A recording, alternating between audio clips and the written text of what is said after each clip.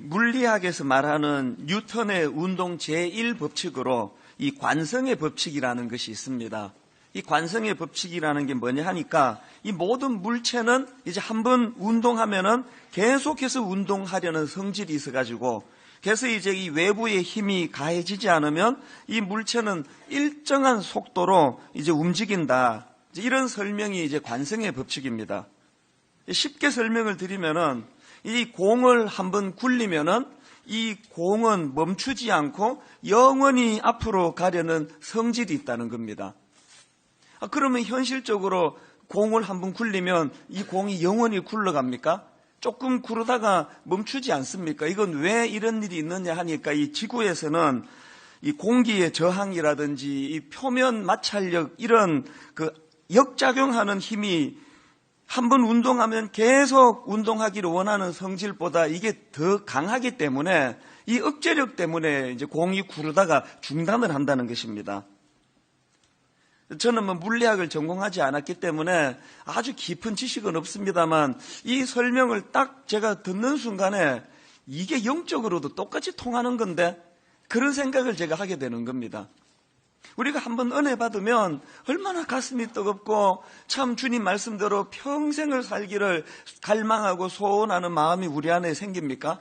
그러나 그 영원히 은혜 아래 살기를 갈망하는 이 우리의 소원하는 힘보다도 이거를 계속 억제하고 시험에 빠뜨리고 공격하고 하는 이 외부의 힘이 크기 때문에 이 은혜를 계속 죽을 때까지 한번 은혜 받으면 죽을 때까지 유지하는 이런 일이 잘 일어나지 않는다는 겁니다. 제가 7년 전에 안식년을 얻어가지고 이제 1년 동안 그 풀러 신학교에서 이제 공부를 할 때인데요. 이제 풀러 신학교에 딱 갔더니 많은 유학생들이 저한테 뭐라고 이야기하는가 하니까 그 로버트 클린턴 교수님이라고 계시는데 그 당시 이미 연세가 70이 넘으셨던 할아버지예요. 이분이 하는 리더십 강의는 꼭 들어야 된다는 겁니다. 이게 명강의 중에 하나라고. 여러 사람들이 그렇게 이제 권하고 그래서 저도 한 학기 이제 이 할아버지 강의를 들었습니다. 로버트 클린턴 교수님의 이 리더십 강의를 들으니까 정말 참 소문이 이렇게 좋게 날만 하구나. 저도 많은 도전을 이제 리더십과 관련해서 도전을 받았는데요. 여러 가지 제가 받았던 인사이트가 많은데 그 중에 참 머리에 7년이 지나도록 각인되어 있는 게 뭐냐 하니까 이 할아버지 교수님이 리더십을 이야기하면서 계속 반복하는 용어가 하나 있는데 이 finishing well 이걸 계속 반복하는 거예요. 진정한 지도자는 finishing well 해야 된다. 그게 이제 무슨 말이겠습니까? 진정한 지도자라면은 끝까지 잘 마무리하는 모습이 중요하다. 이걸 이제 강조하면서 finishing well 이 용어를 거의 매 수업 시간마다 강조하셨던 그런 기억이 있습니다. 그러면서 이 교수님이 하시는 말씀이 지난 20년 동안 미국에서 아주 훌륭하게 활동하던 지도자들을 조사를 해보니까 그렇게 현역 때 훌륭하게 그렇게 활동했던 지도자들 중에 무려 90%가 피니싱 웰을 못하더라는 거예요. 10%만이 마지막까지 아름다운 모습으로 잘 마무리를 하고 90%는 다 도중에 문제가 생기고 어려움을 겪고 이런 일이 일어나더라는 겁니다. 여러분, 왜 그 훌륭한 지도자들이 끝까지 그렇게 마지막까지 아름다운 모습을 잘 마무리하는 게 그렇게 힘듭니까? 이게 영적인 그 관성의 법칙 때문 아닙니까? 잘하고 싶은데 영적인 공기 저항, 영적인 표면 마찰력, 외부에서 저를 억제하려는 이런 공격이 많은 게 이게 현실 아니겠습니까?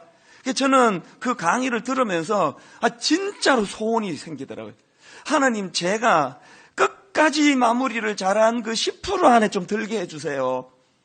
그러나 여러분, 제가 아무리 그 소원이 있지만 저도 자신할 수 없습니다. 왜 그러냐면 저는 그렇게 잘하고자 하는 욕구가 제 안에 있지만 이 마음을 억제하고 억누르는 외부의 힘이 더 강하기 때문에 그래서 늘 하나님 불쌍히 여겨주시고 은혜 주셔서 끝까지 우리 성도들을 실망시키는 일 없이, 끝까지 성도들을 혼미하게 만드는 일 없이 그렇게 잘 마무리하다가 소리 없이 은퇴하기를 원합니다. 이건 매일의 저의 이 기도 제목이고 소원이 돼 있는 거예요. 그럼 왜 이런 소원을 가져야 되는지 아시죠? 한번 결심한다고 되는 게 아니기 때문입니다. 이런 맥락에서 저는 최근에 지난 연말입니다. 우리 교회 전체 교역자들을 모아놓고 비상을 선언했습니다.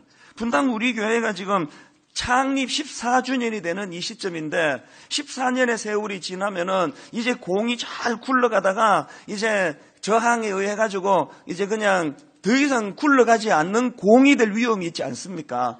그래서 이제 덩치는 커졌고 이름은 알려졌고 그저 분당 우리 교회가 현상 유지하기에 급급한 교회가 될 위험이 있기 때문에 담임 목사인 저부터 모든 교역자들이 우리가 각성해야 된다. 자, 아주 강하게 그런 부탁을 했습니다. 여러분 혹시 이런 이야기 들어보셨습니까? 내가 중고 자전거를 한 대 샀더니 세월이 가면서 점점 이 자전거가 새 자전거가 돼가지고 한 3년 지났더니 완전히 새 거가 됐다. 그런 얘기 들어보셨습니까? 세상의 법칙은 그런 법칙이란 없습니다. 새 자전거를 사도 시간 좀 지나면은 녹슬고 낡아지고 딸고 그게 이 세상에 후패하는 세상의 법칙 아닙니까? 여러분 이 지상교회는 이 세상의 법칙 아래 존재하는 교회 아닙니까? 우리가 세상 사람 아닙니까? 성가대가 당회가 또 우리 순장님들이 시간이 지날수록 점점 더 좋아져가지고 완벽한 공동체가 되는 이런 자연의 법칙에는 없습니다. 시간 지나면 변질이 되고 초심을 잃어버리고 그러기 때문에 교회적으로나 가정적으로나 개인적으로나 우리 모두가 다 참 이 연약한 우리 인생의 이 법칙이 굴레를 벗어날 수 없기 때문에 하나님 우리 개인의 삶의 가정에 또 분당 우리 교회에 이 영적인 관성의 법칙, 외부의 그 공기 저항이나 표면 마찰력으로 한참 잘 굴러가다가 조금 구르다가 그냥 멈춰버리는 그 초라한 공 같은 이런 교회가 되지 않기를 원합니다. 현상 유지하기에 급급한 그런 교회가 되지 않기 원합니다. 여기 결혼생활 하신 지 한 10년 이상 되신 분은 다 각성해야 돼요. 한 20년 되는 분들은 금식기도 하면 각성해야 됩니다. 여러분 그렇게 부부가 그 덤덤하게 살자고 결혼을 했습니까? 하나님이 뭐 그 정도 그렇게 덤덤히 살라고 자식도 주시고 그 가정을 주셨겠냐고요. 모두가 다 지금 다 각성해야 되는 건 가정이에요. 이게 뭡니까? 맨날 그냥 연속극이나 보고 응답하라 언제 하지 뭐 이런 지난 금요일 우리 집에 있었던 이런 일들이 가정에서 일어나면 안 되는 거 아닙니까? 그래서 가정적으로나 교회적으로나 또 우리 개인이 하나님 앞에 영적인 각성이 일어나가지고 하나님 이제 외부의 저항이나 마찰 뭐 이런 것 때문에 이제 구르다가 멈추는 공 같은 인생 그런 또 가정 그런 교회가 되지 않기를 원합니다. 이런 결단이 있는 새해가 되기를 바랍니다. 저는 오늘 본문 말씀도 그런 맥락으로 찾아보기를 원하는데요. 본문은 뭐 워낙 유명해서 배경 설명할 필요가 없습니다. 베드로가 물 위를 걷다가 이제 실패하는 내용을 본문에서 다루는데 교회 안 다니는 분들도 이런 본문은 다 아시더라고요. 그러니까 저는 지난 연말부터 오늘 이 본문 말씀을 계속 읽으면서 이 묵상을 해왔는데요. 제가 이 본문 말씀을 쭉 묵상을 하다가 보니까 이 본문에서 발견되는 세 장면, 이 세 포인트가 있더라는 거예요. 그러니까 이거를 우리가 좀 살펴보기를 원하는데요. 제일 먼저 우리가 흥미롭게 봐야 되는 첫 번째 포인트가 뭐냐? 베드로의 도전 정신입니다. 27절에 예수님께서 이제 밤 사경에 풍랑이는 그래서 고통하는 제자들 현장에 찾아오셔서 27절에서 이렇게 말씀하십니다. 예수께서 즉시 이르시되 안심하라 나니 두려워하지 말라. 우리말로는 여기 지금 안심하라 이렇게 번역이 되어 있지만요. 사실 썩 잘된 번역은 아닙니다. 원어로 보면은 용기를 가져라 이런 뜻으로 단어가 지금 쓰여져 있습니다. 이제 풍랑 앞에 고통하던 그 제자들 예수님이 나타나셨다니까 또 유령이라고 오해해가지고 벌벌벌 떨고 있는 그 제자들에게 주님이 용기를 가져라. 나니 두려워하지 마라. 그런 말씀을 주시니까 베드로가 그 말씀을 바로 받아가지고 연이어 28절에서 이렇게 이야기합니다. 베드로가 대답하여 이르되 주여 만일 주님이시거든 나를 명하사 물 위로 오라 하소서 하니, 이 놀라운 도전정신 아닙니까? 저는 지난 한 해를 되돌아보면서 분당 우리 교회가 이런 도전정신이 개척 초기에는 분명히 있었거든요. 뭐 건물이 없어도 뭐 학교에서 나가야 되는 이런 상황이 온다 하더라도 뭐 어떤 상황에서도 우리는 거기에 놀라지 않고 흔들리지 않고 도전정신을 가지고 그렇게 달려갈 것이다. 근데 어느 순간에 보니까 이제 이 교회가 이제 도전할 거리가 없어졌어요. 그게 위기더라는 겁니다. 오늘 여러분이 교회적으로도 우리 크리스찬 개인적으로도 얼마나 그 거대한 도전의 물결 앞에 우리가 서 있습니까? 언제까지 이렇게 밀리고 또 밀릴 건가요? 한번 도전해 봐야 되는 거 아닙니까? 몇 차례 말씀을 드렸지만 우리는 자꾸 그 다윗이 골리앗을 이긴 것만 가지고 물맷돌을 가지고 이겼다고 그게 기적이라고 그렇게 이야기하지만 여러분, 우리가 다윗에게 본받아야 되는 진짜 기적은요, 그 아무것도 없는 어린애가 그 돌 몇 개 들고 그 거인 골리앗에게 덤빈 거, 이게 가장 중요한 거 아닙니까? 오늘 여러분, 한국의 모든 어른들은 우리 어린아이들, 젊은이들, 청소년들에게 무릎 꿇고 필요해야 합니다. 우리 정말 우리가 애들에게 못하는 나라 아닙니까? 온 이 어린 애들의 그 꿈을 다 그냥 빼앗아 버리고 도전 정신을 다 빼앗아 버리고 공부만 해라. 수학, 영어. 그 길 가다가 중고등학생들을 보면은 내 누구라도 붙들고 내 진짜 미안하다. 우리 어른들을 용서해다오. 빌고 싶어요. 누가 저 아이들 눈에 초점을 저렇게 하나도 없이 만들고 저렇게 그냥 암송하고 외우는 기계로 만들어 놔가지고, 저희 집에서 이 성경 암송을 이제 같이 외우자 그랬는데 깜짝 놀랐습니다. 막 얼마나 잘 외우는지 2분 만에 다 외우더라고요. 막 외우는 건 막 도사예요. 막 뭐든지 갖고 오래 다 외우겠다고. 막 후딱후딱 다 외워요. 또 뭐 없습니까? 그래서 1시간 지나서 외워보라니까 또 금방 까먹는 걸 뭐. 의미를 생각하고 의미를 묵상하고 이 말씀이 주는 메시지가 뭐 이게 어떤 깊이가 있고 관심 별로 없어요. 외워 해치우는 거, 여기에 지금 익숙한 아이들 교육 아닙니까? 도전이 없는 인생. 여러분, 그 어린 다윗이 어떻게 그 괴물 같은 골리앗 앞에 돌멩이 몇 개 들고 도전할 수 있었나? 이게 어떻게 가능했나? 본인이 직접 하는 이야기를 들어보세요. 사무엘상 17장 45절. 다윗이 블레셋 사람에게 이르되 너는 칼과 창과 단창으로 내게 나아오거니와 나는 만군의 여호와의 이름 곧 내가 모욕하는 이스라엘 군대에 하나님의 이름으로 내게 나아가노라. 여러분, 요새 금수저 그러는데요. 믿는 우리는 그러면 안 되는 거 아닙니까? 믿는 우리가 지금 금수저, 은수저, 또 무슨 흙수저, 이게 중요한 게 아니고 우리는 만군의 여호와의 이름, 그분의 능력. 다윗이 갖고 있었던 그 도전 정신, 이 어떻게 가능했느냐? 스위스 신학자 칼 바르트라는 분이 있는데 이분은 방대한 그 저술로 유명한 분인데요. 누가 칼 바르트에게 이렇게 물었답니다. 당신의 그 방대한 저술인 교회 교의학을 한 문장으로 요약해 주실 수 있습니까? 그랬더니 이 대학자가요, 찬송가 한 줄로 대답을 했답니다. 그 방대한 자기 책을 요 한 줄로 요약할 수 있다. 어떻게 요약이 됐느냐? 이렇게 자기가 요약했습니다. 예수 사랑하심은 거룩하신 말일세 우리들은 약하나 예수 권세만 도다. 이 대학자가 자기의 그 하나님의 일하심을 그 저술해 놓은 그 놀라운 신학책을 요 한 줄로 요약했대요. 우리들은 약하나 예수 권세 많도다. 그게 자기 책의 요약이래요.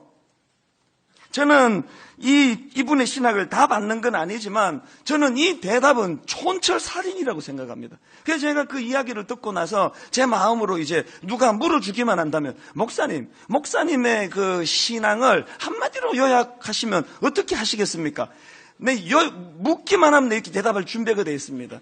우리들은 약하나 예수 권세 많도다. 이게 내 신앙의 중심이라고. 근데 물어주면 대답하려고 준비하는데 아직까지 아무도 묻는 사람이 없습니다. 나폴레옹이 이런 말을 했다고 하는 글을 제가 본 적이 있는데요. 내 비장의 무기는 아직 내 손 안에 있다. 그것은 희망이다. 그 나폴레옹이 어떤 정황에서 이런 말을 했는지 또 이게 무슨 뜻인지 깊은 건 모르겠는데 딱 보면은 이제 무슨 소리인지는 느낌이 오지 않습니까? 내 비장의 무기는 아직 내 손 안에 있다. 그것은 희망이다. 저는 나폴레옹에게 묻고 싶은 게 그건 당신이 손 안에 아직 희망이 남아있다고 그렇게 이야기를 하는데 그 희망의 근거는 뭔지를 정말 내가 물어보고 싶은 거예요. 내 손 안에 희망이 있다고 그렇게 자신 있게 이야기하는데 그 희망의 근거를 나폴레옹은 말하지 않고 죽었습니다. 그러나 여러분, 우리는 오늘 똑같이 이렇게 고백할 수 있는 사람이에요. 내 비장의 무기는 아직 내 손 안에 있다. 그것은 희망이다. 왜 이렇게 우리는 고백할 수 있습니까? 우리는 답도 갖고 있습니다. 답이 뭐라고요? 아까 말씀드렸잖아요. 우리들은 약하나 예수 권세 많도다. 이 가사 때문에 아직도 내는 아무것도 없는데도 불구하고 내 손 안에는 희망이 있다. 전 그렇게 대답할 수 있다는 거예요. 제가 신학교 가서 공부하다가 발견한 그 성경이 내 인생에 참 영향을 미친 많은 구절이 있는데 그 중에 하나가 요한복음 14장 12절입니다. 내가 진실로 너희에게 이르노니 나를 믿는 자는 내가 하는 일을 그도 할 것이요 또한 그보다 큰 일도 하리니 이는 내가 아버지께로 감이라. 신학교 다니면서 제가 믿음이 이 그릇이 작아가지고요 이 말씀이 내 마음에 안 당기는 게 너무 커가지고 이 소화불량이 걸려요. 처음에 신학교 1학년 때. 아니 나 같은 게 어떻게 이 땅에 오신 예수님이 하신 그 일들을 내가 다 하고 심지어는 주님이 하신 일보다 더 큰 일도 내가 할 수 있다는 이게 소화가 안 되더라고요. 도대체 이런 일이 내 인생에 과연 일어날까? 무명의 그 신학생 시절에 제가 이 말씀을 오래 진통하면서 결국은 소화해서 주님이 주신 것만 다 진리 맞다. 이걸 제가 말씀으로 받았는데 여러분 제가 신학교를 졸업하고 22년, 23년이 지나면서 제 삶 속에서 이 구절이 살아 역사한 거 아닙니까? 제가 신학교 다닐 때 어느 교수님이 오늘의 제가 이렇게 아름답게 쓰일 거를 예견을 했겠으며 어느 내 동기 신학생이 제가 이런 아름다운 교회를 섬기게 될 것이라는 걸 예측을 했겠냐고요. 저도 몰랐는데 제가 신학교 다닐 때 이제 22년 뒤에 내가 오늘날의 분당 우리교회 같은 교회를 내가 일구야 말겠다 막 이렇게 떠들고 다녔어요. 하여튼 저 자식은 저 과대망상증이라고 아마 저렇게 욕을 먹었을 거예요. 제가 이 요한복음 14장 12절이 머리로는 이게 잘 용납이 잘 안 되는데 내가 저를 아는데 나 같은 게 어떻게 주님이 이 땅에 오셔서 하신 그 놀라운 일들을 저도 행하며 그보다 더 큰 일을 행한다는 이 말씀을 받기가 어려웠지만 주님이 주신 말씀을 아멘으로 받았더니 내 인생에서 이런 놀라운 기적들이 지금 일어나고 있는 거 아닙니까? 저는 분당 우리 교회 모든 성도님들이 그저 본당에 들어가지고 예배 드릴 때만 막 믿음이 출중해가지고 막 온 천하를 들었다 놨다 막 아프리카도 갔다가 막 북한에도 갔다가 그렇게 하고 문만 열고 나가면은 믿음이 이렇게 오그라들어가지고 도전하지 못하는 초라한 그 악순환에서 좀 벗어났으면 좋겠습니다. 이 안에서 믿음이 발견이 됐으면 문 열고 나가 직장에서 가정에서 자녀 교육에서 여러분의 믿음이 작동되는 은혜가 있기를 원합니다. 그래서 도전하셔야 돼요. 그러시려면요 베드로에게 배워야 되는 한 가지가 뭐냐? 갈망해야 돼요. 갈망. 제가 늘 강조하지만 여러분 예배 지각하시면 안 됩니다. 그건 나쁜 짓이에요. 그래서 좀 늦었다 그러면 말씀 묵상하고 기다리다 그 다음 예배를 오세요. 이 지각은 나쁜 짓이에요. 그러나 이 지각보다 더 나쁜 짓이 뭐냐? 아무런 기대감도 없이 교회 오는 거. 이거 가장 나쁜 짓이에요.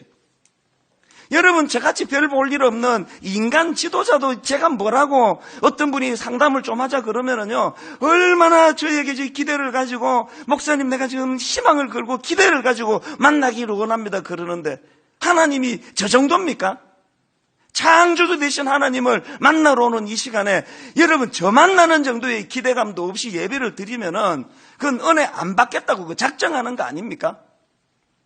그래서 저는 작년 연말에 책 한 권이 막 너무 이제 마음에 막 이제 이걸 내가 이제 들여다봐야 되겠다. 온 집을 다 뒤지고 온 서재를 다 뒤지고 좀 과장하면 하루 종일 뒤졌습니다. 결국 못 찾았어요. 누가 가져간 것 같아. 돌려주세요. 누가 가져갔으면. 그 책 제목이 뭐냐 하니까요. 토미 텐이라는 분이 쓴 하나님 당신을 갈망합니다. 연말에 막 너무 이 제목에 대해 갈증이 느껴지는 거예요. 하나님 당신을 갈망합니다. 그래가지고요. 찾다 안 돼가지고 우리 부교육자한테 빌렸습니다. 내게 뻔히 있는 걸 아는데 사기는 너무 아깝고 그래가지고 부교육자한테 빌려가지고 여러분 지금도 내가 그거 갖고 있습니다. 하나님 당신을 갈망합니다. 안에 있는 내용이 궁금한 게 아니고요. 이 겉표지에 큰 글씨로 쓰여 있었던 그 제목 하나님 당신을 갈망합니다. 물 위를 걷게 된 베드로를 갈망하는 게 아니고 그 일을 가능하게 하신 하나님 주님을 내가 갈망합니다. 갈망하지 않는데 아무런 역사도 일어나지 않습니다. 갈망해야 돼요. 갈망. 여러분 갈망해야 돼요. 이 갈망. 오늘 여러분이 여기서 예배를 드릴 수 있게 된 이 토대가 어디서 나온지 아십니까? 처음에 여기 올 생각도 못한 거 아닙니까? 정자동에서 조그만한 그 한 70평이가 80평짜리 얻어가지고 거기서 이제 교회를 하려고 하는데 인근에 목사님이 여기 못 들어오신다 그래가지고 눈물로 그 공간을 포기하고 막막할 때 어떤 분이 이 송림중고등학교 강당을 소개해 주신 거거든요. 이건 뭐 그냥 와서 제가 이야기하니까 기다렸다는 듯이 그럼 뭐 쓰시든지 그래서 여기 왔겠습니까? 몇 달을 피를 말리는 시간을 가진 거 아닙니까? 이사장님 입장에서 행정실장 입장에서 이 듣지도 보지도 못한 그 당시 제가 42살 2월 얼굴은 35 이었지 싶은 그 새파란 젊은 목사가 교회를 개척한다는데 몇 명이 지금 개척을 준비하느냐 30 몇 명이 하고 있는데 이 큰 공간을 학교가 기다렸다는 듯이 내주겠습니까? 갈망하는 거예요. 갈망. 막 수시로 오는 거예요. 이게 뭐 내 학교처럼. 그때는 뭐 할 일도 없고 그래가지고 뭐 아침에도 오고 저녁에도 오고 뭐 계속 그냥 그 행정실장님 동선을 보고 그 주변을 막 얼쩡거리면서 우연히 만난 척하면서 반갑다 그러면 또 어떻게 됐냐고 묻고 계속 갈망하는 거예요. 그분이 참 점잖은 분인데요. 자꾸 가니까 이제 이렇게 말씀하시더라고요. 목사님 이제 가 계시면 이제 때 되면 연락 이제 주겠습니다 그러는데 그럼 잘 알겠다 그러고 그 다음에 또 오는 거예요. 갈망하는 거예요. 갈망. 저는 새해를 맞이해서 우리가 그냥 뭐 공쭉 굴리면서 이 공이 영원히 가기를 마음에 소원하는 그것으로는 공이 계속 구르지 않습니다. 갈망하는 거예요. 그리고 새로운 힘을 가하고 은혜를 구하고 하나님 도전하기 원합니다. 우리 가정이 회복되기 원합니다. 치유되기 원합니다. 하나님 우리 자녀들이 주님 앞에 꿈꾸는 자녀들이 되기를 원합니다. 여러분 갈망해야 돼요. 이 갈망. 예배 한 번 드려도 이거 한 번 드리고 그냥 인생을 끝낼 사람처럼 설교 한 편을 준비하기 위해서 여러분 원고지를 몇 번 찢는지 아십니까? 1부 설교 다르고 2부 설교 다르고 지금 3부 설교 또 달라요. 왜 다른지 아십니까? 가장 최선의 것을 드리고 싶거든요. 저는 분당 우리 교회 모든 성도님들이 새해를 맞이해서 베드로가 가졌던 그 도전정신 그리고 그 도전정신은 그냥 뭐 한번 쓱 해보고 뭐 안 되면 할 수 없고가 아니에요. 여기에 내 모든 걸 걸고 주님의 이름의 능력 금수저 부러워하지 마세요. 여기 뭐 금수저가 몇 명이나 됩니까? 그런가 하면은 두 번째로 본문에서 발견되는 두 번째 포인트가 뭐냐? 이 도중에 실패하는 베드로의 모습이에요.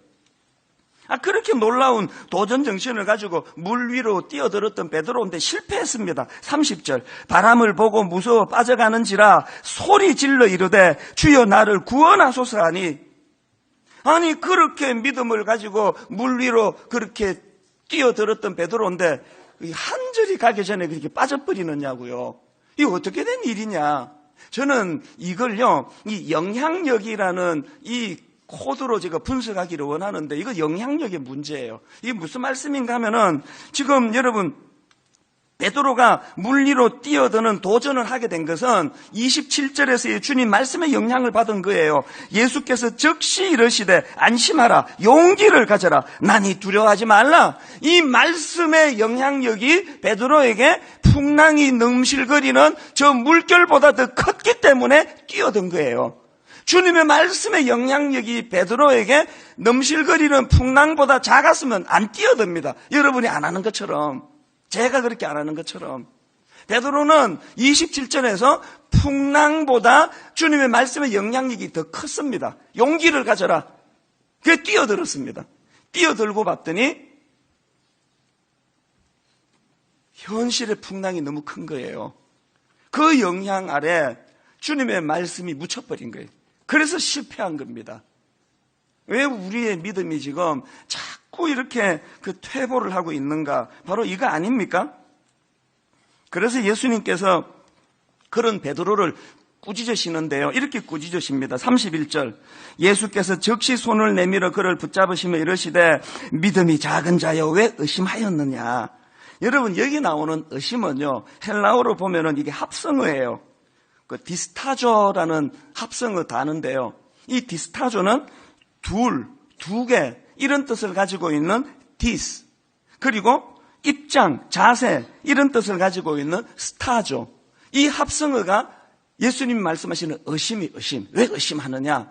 그러니까 여기 나오는 이 디스타조라는 이 단어는요, 어느 한쪽을 선택하지 못하고 양쪽 모두에 어정쩡하게 걸쳐 있는 상태, 이걸 예수님이 지금 의심이라는 표현으로 사용하고 있는 거예요.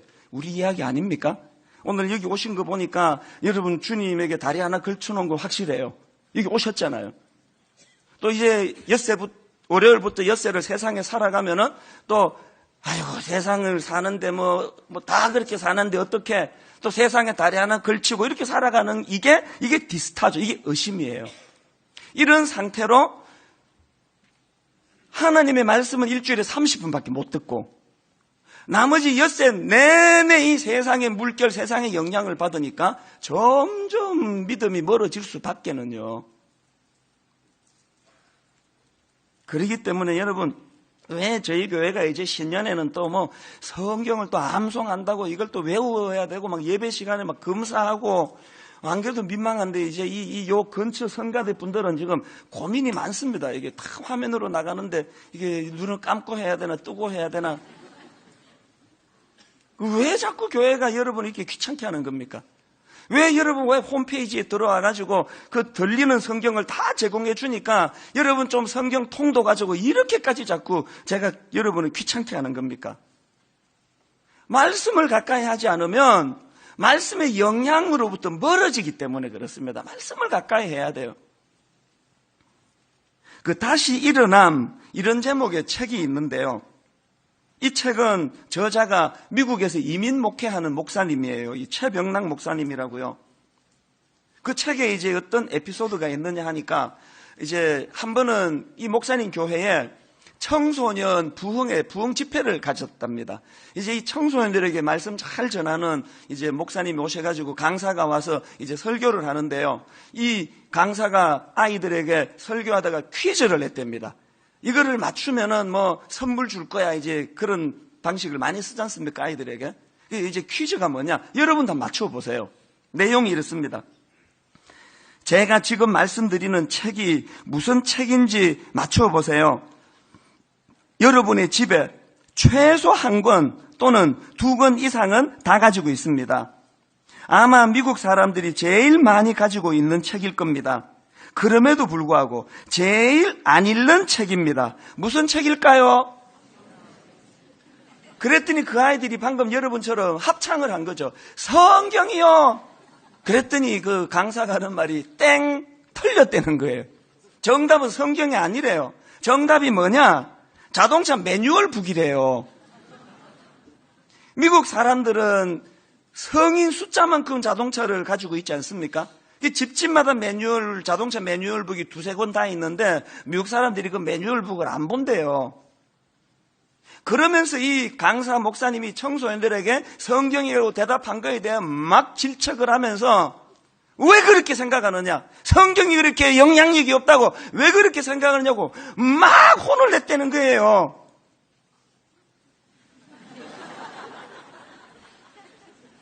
방금 성경 이러신 분들, 그 지금 현실이 어떻습니까? 성경은 뭐 엄청 많이 갖고 있는데 안 읽고 영향 안 받고 이게 그냥 하나의 정설처럼 돼 있는 이게 오늘 우리가 물에 빠지는 베드로와 같은 참 가슴 아픈 모습을 보이는 결과 아니냐? 여러분, 히브리서 4장 12절에 보면은 하나님의 말씀은 살아있고 활력이 있어 좌우에 날선 어떤 검보다도 예리하여 혼과 영과 및 관절과 골수를 찔러 쪼개기까지 하며 또 마음의 생각과 뜻을 판단하나니, 이 말씀의 능력을 한 번이라도 맛보신 분 계십니까? 무엇보다도 이 하나님 말씀은 살아있다는 거예요. 죽은 역사책이 아닙니다. 그리고 이 말씀은 살아있을 뿐 아니라 활력이 있다, 활력이. 요 근래에 들어서 자꾸 우울한 분 계세요? 자꾸 우울하고, 그냥 삶이 비관이 되고, 의욕이 안 생기고, 에너지가 안 나고, 여러분 성경을 들 때예요. 성경을 암송하실 때예요. 저도 지금 성경 암송 이거를 놓고요. 저는 그 제왕절개 출신도 아닌데, 암송이 그렇게 안 돼요. 사람 이름도 안 외워지고 공간 이름도 안 외워지고 그래서 이 암송이 잘 안 돼요. 그래서 제가 비장하게 각오를 하고 이제 이 암송을 하기 시작했는데요. 암송이 잘 안 돼서 제가 은혜를 많이 받습니다. 이걸 크게 프린트를 해가지고 분석해 가면서 읽고 요렇게 읽고 저렇게 읽고 다 알던, 또 이제 참 좋은 게 성경이 최근에 개편이 됐잖아요. 성경이 개편됐으니까 새 이제 구절을 외우려고 하면서 제가 은혜를 참 많이 받았습니다. 분당 우리 교회 모든 성도가 1년 이 52구절을 암송에 도전하는 여러분 되시기를 바랍니다. 자, 그런가 하면은 본문에서 발견되는 세 번째 포인트가 뭐냐? 실패한 베드로를 회복시켜 주시는 예수님이에요. 31절. 예수께서 즉시 손을 내밀어 그를 붙잡으시며 이르시되 믿음이 작은 자여 왜 의심하였느냐? 저는 오늘 본문에서 너무너무 중요한 예수님의 성품 하나를 발견하는데요. 우리 예수님은 실패하여 물에 빠져들어가는 베드로를 즉시 손을 내밀어 붙잡아 주시는 분이라는 거예요. 도움을 청할 때 묻지도 따지지도 그냥 붙잡아 이렇게 세워주세요. 그 은혜를 받았기에 저도 오늘 여기 있는 거 아닙니까? 여러분, 그러기 때문에 오늘 본문의 주인공은 베드로가 아닙니다. 오늘의 본문의 주인공은 실패한 베드로를 이렇게 세워주시는 예수 그리스도. 주님이 없었으면 베드로는 그렇게 하고 죽었습니다. 물에 빠져 죽고 끝났습니다. 저는 오늘 본문의 주인공 되시는 예수 그리스도의 이 성품이 저와 여러분을 살려내는 능력인 줄 믿습니다. 여러분, 그래서 실패할 걱정하지 마시고 도전하는 거예요. 도전. 여러분 같이 도전하는 거예요. 제가 지난 연말에 전체 교역자들 앞에 제가 큰 소리를 좀 친 게 있습니다. 여러분들이 분당 우리 교회에서 저와 함께 일하는 동안에 잘하려고 도전했다가 문제가 생기는 거다 내가 책임지겠다. 잘하려고 애썼다가 부작용이 생겨 실패한 건 다 내가 책임지겠다. 단 실패가 두려워서 몸 안 움직이는 사람은 용서하지 않겠다. 여러분, 같은 별 볼 일 없는 한 교회 단임 목사도 함께하는 부교역자들에게 이런 담대한 메시지를 전하는데, 여러분, 우리 위하여 십자가 지신 예수 그리스도, 죽음의 권세를 이기신 그분이 우리에게 던져주시는 이 큰 소리에 확신, 그 들려야 되는 거 아닙니까? 실패? 내가 책임지마. 물에 빠질 때 내가 손을 내밀어 너를 일으켜내마. 너는 달려가라. 믿음을 가지고 도전해라. 믿음을 가지고 달려가는 거기에 승리가 있을 것이다. 여러분, 이 주님의 메시지를 1년 내내 들으시는 여러분 되시기를 바랍니다. 교회적으로도 지금 도전 많이 할 거리가 있습니다. 이제 4번째 분립개척이 이전의 그 새 교회처럼 빨리 자리를 잡고 좋은 교회로 성장하도록 1년 동안 우리 기도해야 합니다. 담임 목사로 세움받은 박광림 목사는 잘 준비된 종이에요. 저는 이 교회가 하나님 앞에 잘 세워지는 이 도전, 이게 지금 분당 우리 교회 앞에 있다고 생각하고요. 그런가 하면 이제 올 하반기에 오픈하게 될 가평 우리 마을, 지금 설계 잘하고 있습니다. 장애인들과 비장애인들이 함께 어우러져 참 춤을 추는 그 공동체를 지금 계획을 하고 있는데 잠이 안 와요. 너무 기뻐서. 그런가 하면은 2016년도는 분당 우리 교회가 굴러가다가 만 공 같은 초라한 교회가 아니라 현상 유지만 하는 교회가 아니라 개척 초기에 이 초심을 회복해가지고요. 부흥, 진정한 영적 부흥을 맛보는 한 해가 되기를 주님 이름으로 축복합니다. 여러분 가정도 그런 은혜가 있기를 바랍니다. 지난 25일 성탄절 날 우리 공연 하나를 여러분 보셨지 않습니까? 오신 분 다 아실 텐데요. 그 공연 제목이 나영이의 크리스마스예요. 이 나영이라는 이 자매는 우리 교회 그 학생 이름입니다. 교회 안 다니던 학생이에요. 이 나영이가 4년 전 뇌종양 선고를 받고 1년 6개월 항암 치료하고 이 터널을 지나는 동안에 분당 우리 교회를 만나고 하나님을 만난 거예요. 그래서 그 치료를 잘 마치고 병이 나았습니다. 그래서 이제 병 얻었다가 병 나은 이 정도가 아니고요. 이 자매가 그 투병하는 과정에서 하나님 은혜를 경험하고 그가 꿈을 꾸기 시작한 거예요. 그래서 새로운 생명을 가지고 나는 꿈꾸는 하나님의 사람이 될 것이다. 그 스토리를 이제 뮤지컬로 이제 묶어서 이 자리에서 이제 공연을 했는데 여러분 딱 공연 끝나고 일주일 뒤에요. 인도네시아에서 선교 사역하시는 선교사님이 제게 메일을 보내왔는데요. 제가 얼마나 감사했는지 몰라요. 친한 친구 목사님이 전라도 광주에서 목회를 하시는데 그 목사님의 7살 난 딸이 뇌종양 판정을 받았다는 거예요. 얼마나 가슴 아픈 일입니까? 그래가지고 여기 인근의 분당 무슨 병원, 종합병원에 지금 입원해 있는데 이제 가까우니까 12월 25일 날 분당 우리 교회에 성탄 예배 드리러 왔다가 그 나영이의 크리스마스라는 그 공연을 보고 온 가족이 펑펑 울었다는 거예요. 그리고 하나님이 그 공연을 통하여 말로 다 할 수 없는 은혜를 주시고 소망을 주셔가지고 그 기쁨을 인도네시아에 있는 이 친구 선교사님에게 그렇게 이야기를 하니까 그 선교사님이 제게 메일을 보내온 거예요. 목사님, 이 7살 된 이 아이를 위해서 기도해 주시기 바랍니다. 제가 그 이메일을 받고요. 나영이라는 이 아이가 큰 병을 만났다가 큰 병을 고치는 무의미한 결과론이 아니고 하나님은 이 과정을 통하여 이 아이에게 꿈을 심어주니까 인생의 도전을 주니까 나영이라는 애가 살아있는 그 자체가 도전이에요. 그 아이 모습을 보고 용기를 얻고 희망을 얻고 결론을 맺으려고 합니다. 최근에 어떤 사업하시는 장로님이 부부가 저를 찾아왔습니다. 부탁하러 왔대요. 목사님, 외식 전문 사업을 하고 계시는데 이분이요. 지금 자기 회사의 직원들과 함께 재능 기부를 하고 있다는 거예요.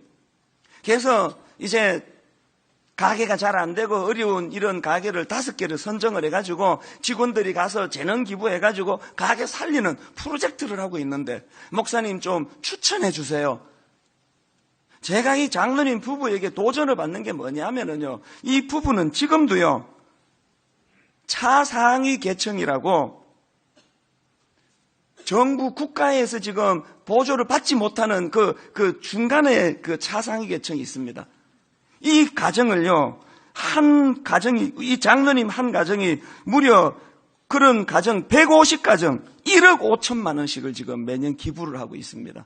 그리고 그것만이 아니에요. 매년 2억 더 되는 돈을 가지고 이제 이 한 개인이 이 선교 센터를 만들고 선교 사역을 하고, 이것 말고도 어마어마한 일을 하고 계세요. 저는 이 장로님이 무슨 사업을 하는지 뭐 어느 정도 규모인지 몰라요. 관심도 없습니다. 제가 관심 갖고 있는 거는 오늘 이 시대가 돈 엄청 벌어가지고 내가 5,000명분 나 혼자 먹겠다고 탐욕에 찌든 사람이 많은 이 시대에 이렇게 사업을 통해서 많은 사람들을 살리는 일에 쓰임을 받는 거, 얼마나 고마운 일이에요. 여러분 무슨 일에 도전하시겠습니까? 사업하시는 분은 정직하게 깨끗하게, 그리고 하나님 물질 주시면 이 물질 가지고 주님 아름답게 쓰임 받기를 원합니다. 우리 거룩을 향한 도전, 목회하는 저는 순결을 향한 도전, 거룩과 순결, 우리에게 있는 여러 도전들에 대하여 정직, 하나님께서 우리에게 새로 도전할 수 있는 꿈, 희망 선물로 주시는 한 해가 되기를 주님 이름으로 축원합니다. 여러분 우리 중국 분들이 지금 불같이 일어나고 있는데, 중국 분이 만든 이 찬양 작년에 참 많이 불렀습니다. 피난처 되시는 주 예수 영원한 승리의 왕. 우리 가사를 생각하시면서 함께 찬양하기 원합니다. 피난처 되시는 주 예수 영원한 승리의 왕. 주님의 얼굴을 구할 때 주님의 얼굴 주의 빛 비추시네. 주의 빛 비추시네. 여러분 이거 아십니까? 전쟁은 주님께 속했네. 전쟁은 주님께 속했네. 그래서 이렇게 고백할 수 있습니다. 승리는 우리의 것, 예수의 이름을 높이며 영원히 찬양하리. 여러분 준비되셨습니까? 이렇게 선포합니다. 주님의 임재에 온 땅 흔들리고 우리 기도에 하늘 문 여시네. 온 민족과 열방 주께 경배해. 영원히 보좌에 계신 왕께.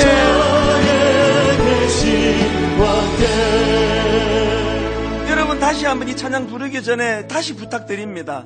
갈망하는 마음이 필요합니다. 아버지 내가 예배에 그냥 뭐 할 일이 없어서 온 게 아니고, 아버지 오늘 예배에 내 모든 걸 다 걸겠습니다. 아버지 예배를 통하여 은혜 주시기 원합니다. 다시 도전하기 원합니다. 포기는 없습니다. 영육간의 거룩을 주시고 영육간의 순결을 회복시켜 주시고 영육간의 주님의 택한 자녀다운 아름다운 삶을 살아내되 주님이 주인공 되는 인생 되기를 원합니다. 여러분 마음의 소원을 가지고 다시 한번 이렇게 노래합니다. 전쟁은 주님께 속했네. 전쟁은 주님께 속했네. 더 힘있게 선포합니다. 승리는 우리의 것. 이게 어떻게 가능합니까? 예수의 이름을 높이며 영원히 찬양하리. 주님의 임재에 온 땅 흔들리고 우리 기도에 하늘 문 여시네. 온 민족과 열방 주께 경배해. 영원히 보좌에 계신 왕께. 무슨 일로 두려우십니까? 피난처 되신 주 예수 영원한 승리의 왕.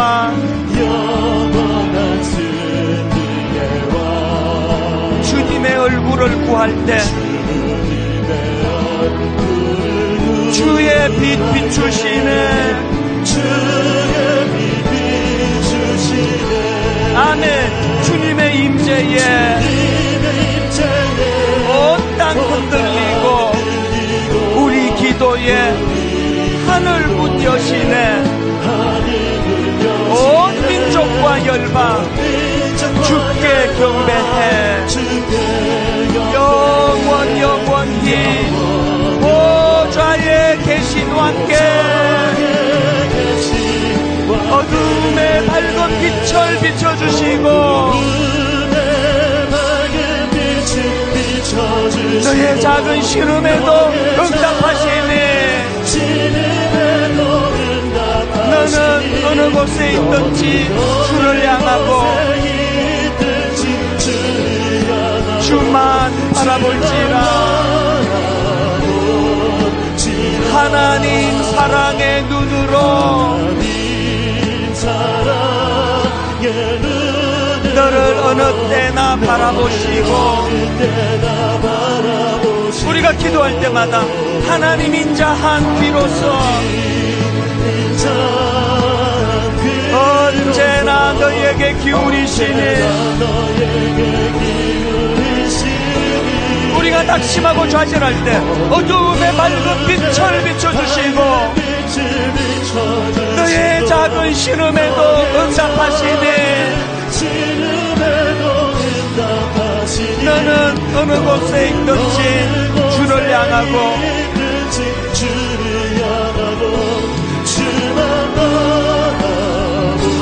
우리 다 자리에서 일어나십니다. 하나님의 사랑을 사모하는 자,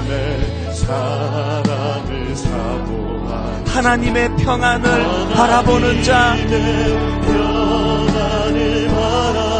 너의 모든 것 창조하신 우리 주님이 여러분 이거 다 아시지 않습니까? 너를 얼마나 사랑하시는지 하나님께 찬양과 경배하는 자, 하나님의 선하심을 닮아가는 자, 너의 모든 것 창조하신 우리 주님이 여러분 이 사실을 이렇게 선포합니다. 너를 자녀 삼으셨네. 내 아버지 되시는 하나님, 하나님 사랑의 눈으로 너를 어느 때나 바라보시고 하나님 인자한 귀로서 언제나 너에게 기울이시니 우리가 죄 가운데 빠질 때 어두움의 밝은 빛을 비춰주시고 너가 고통할 때 너의 작은 신음에도 응답하시니 너는 어느 곳에 있든지 주를 향하고 주만 바라볼지라. 주만 바라볼지라.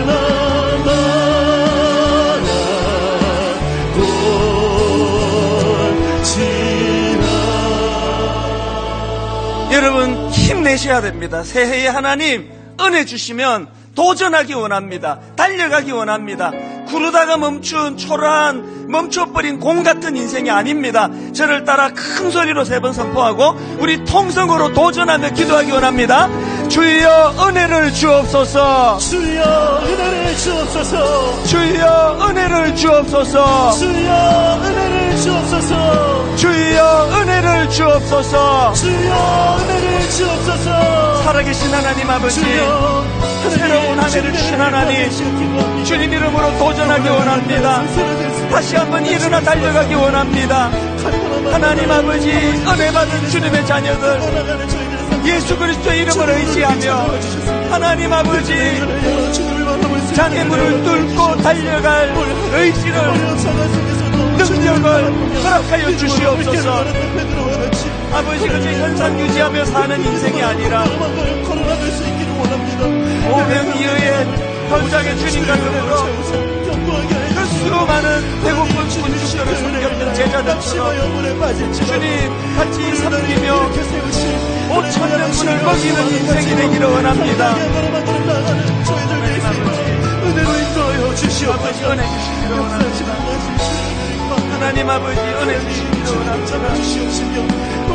하나님의 크신 능력이, 하나님의 크신 능력이 오늘도 주님을 의지하고 신뢰하는 자들에게 부어지는 줄 믿사오니 베드로가 경험한 아버지 현실을 뛰어넘는 우리를 걷는 능력을 허락하여 주시옵소서. 아버지 어려운 중에서도 주님을 바라보며 기도할 수 있는 비전과 은혜가 무엇이게 주시옵소서. 그렇게 기도하며 나아갈 때 우리의 기도에 응답하시고 역사하시는 주의 신실하심을 경험하는 은혜가 될 수 있도록 인도하여 주시옵소서. 역사하시는 주님을 기도합니다. 아버지 붙잡아 주시옵소서. 다윗이 블레셋 사람에게 이르되 너는 칼과 창과 단창으로 내게 나오거니와 나는 만군의 여호와의 이름 곧 내가 모욕하는 이스라엘 군대의 하나님의 이름으로 내게 나아가노라. 하나님, 오늘 이 어두운 시대를 뒤덮는 악한 세력에게 전쟁을 선포하며 주님의 거룩과 순결을 선포하며 주님, 아름다운 주님의 제자들, 주님의 자녀들이 발걸음을 옮기고 발걸음을 떼는 곳곳마다 주님의 아름다우심이 드러나는 이 역사를 허락하여 주시기를 원합니다. 다시 도전하기 원합니다. 현상 유지하며 사는 인생이 되지 않기를 원합니다. 더 도전하기를 원합니다. 주님, 더 갈망하기를 원합니다. 하나님의 자녀다운 아름다운 삶을 살아내는 올 한 해 되게 하여 주시옵소서.